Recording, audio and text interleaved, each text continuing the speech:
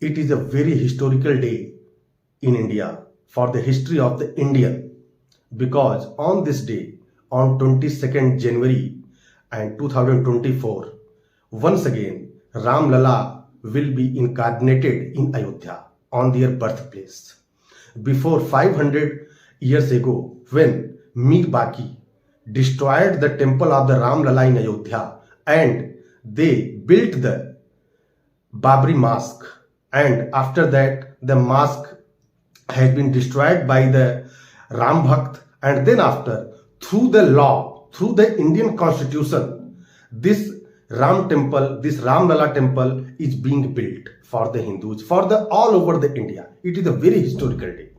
If we are talking about the Sri Ramchandra ji, and Maharshi Valmiki was the contemporary of the Ramchandra ji, Sri Ramchandra ji. He was the contemporary of the Sri Ramchandra ji. So he describes Sri Ramchandra ji as a person who, on the basis of his karma, he became the Lord, he became the Bhagwan.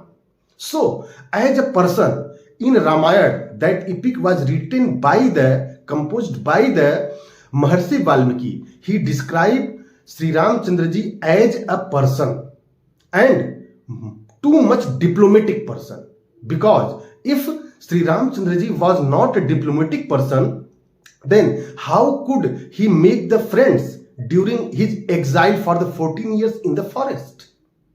14 years. Then a number of the people, a number of the persons, they met with the Sri Ramchandra ji. They became the friend, and Sugriv made the friends of the Lord Sri Ramchandra ji, and they brought their army, their Banar army to the Lanka to fight the Ravana. So this is the diplomatic person, and Ramchandra ji was not a diplomatic only, but he was able to divide the Ravan's family too. Vibhishan, the younger brother of the Ravan, he was also came to the Sri Ramchandra ji to save the Lanka. But this is the diplomatic Lord Rama, this is diplomatic Sri Ramchandra ji that was described by the Maharshi Valmiki in the Ramayana epic.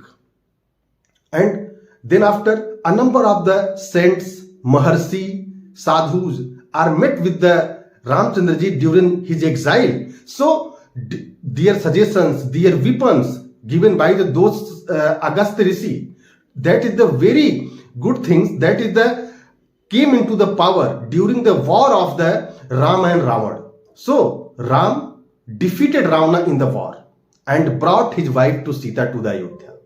But on the other hand, Goswami Tulsidas described Sri Ramchandra ji as a incarnation of the Lord Vishnu. At that time it was possible, because at that time in the whole Hindustan, the Muslim were the rulers.